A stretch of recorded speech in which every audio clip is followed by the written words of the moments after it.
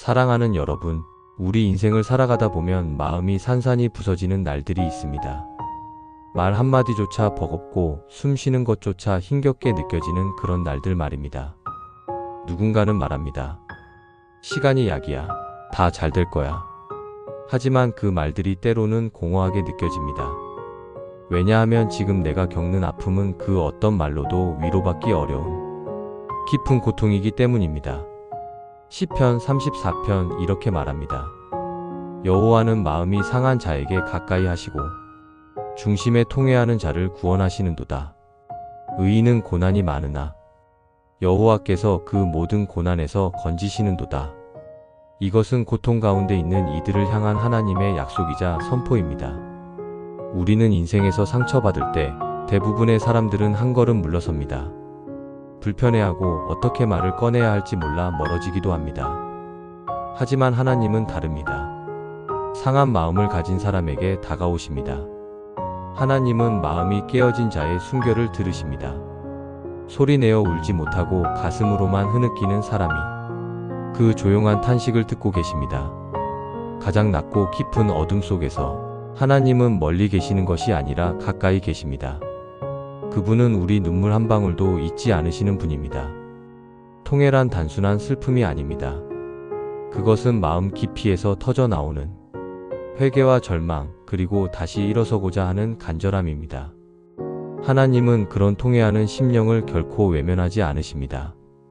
오히려 그 마음을 귀하게 여기시고 그 자리에서부터 구원의 손길을 내미십니다. 우리가 인생에서 스스로 아무것도 할 수 없는 무기력함을 느낄 때 하나님은 이제 내가 일하겠다고 말씀하십니다. 우리의 절망이 끝나는 지점, 그곳이 바로 하나님의 은혜가 시작되는 지점입니다. 사람들은 말합니다. 믿는 사람이라면 더 평탄해야 하는 것 아닌가요? 하지만 성경은 말합니다. 의인에게도 고난이 있다. 단지 그 고난에서 하나님이 건지신다는 것이 다르다고 말입니다. 고난은 의로움의 반대가 아닙니다. 오히려 고난을 통해 하나님은 우리를 더욱 단단하게 빚으시고 더 깊은 신뢰와 인내로 이끄십니다. 다니엘이 사자굴에 들어갔을 때 하나님은 그를 사자굴 밖으로 건지신 것이 아니라 사자굴 안에서 지켜주셨습니다.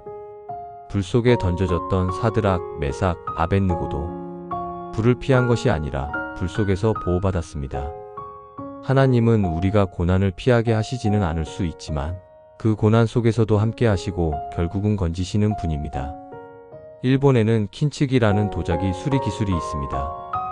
깨진 그릇을 금가루로 이어 붙여 그 파손된 자리를 오히려 작품의 가장 아름다운 흔적으로 남기는 기술이죠. 하나님도 그렇습니다. 우리 인생의 깨진 조각들을 금보다 귀한 은혜로 이어 붙이십니다. 우리의 상처를 통해 다른 이의 상처를 감싸는 손으로 바꾸시고 우리의 눈물을 통해 다른 이의 눈물을 닦아줄 자격을 주십니다. 하나님은 상처난 그 자리를 결코 감추라고 하지 않으십니다.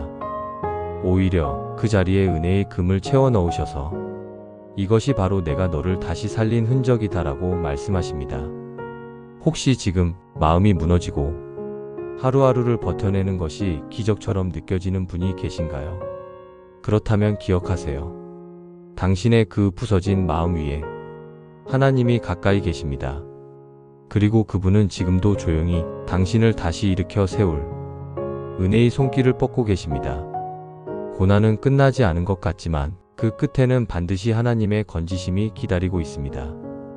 그리고 그 모든 아픔은 결국 당신을 더욱 깊은 믿음과 사랑으로 이끄는 하나님의 걸작이 될 것입니다. 오늘 하루 이렇게 기도해 보면 어떨까요? 주님, 오늘 마음이 상한 자에게 찾아오시는 당신의 은혜를 찬양합니다. 우리의 눈물과 상처를 잊지 않으시는 주님, 지금도 고난 속에 있는 이들을 품어 안아 주옵소서. 우리가 겪는 모든 고난이 결국 주님의 손 안에서 선으로 바뀌게 하소서. 예수님의 이름으로 기도드립니다. 아멘. 감사합니다.